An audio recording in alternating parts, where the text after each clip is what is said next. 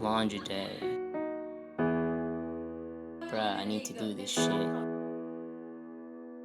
I'm running out of clothes.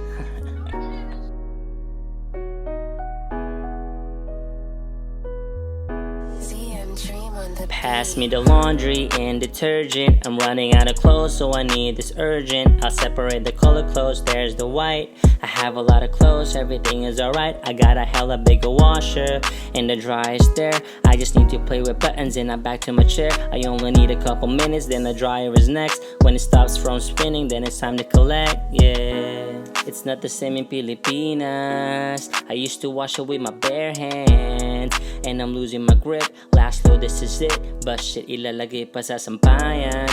Ano ba naman kasi yan? Kailan ko ba masusuot yan? I need to wait a couple of days for it to dry bago ko pa masusuot yan.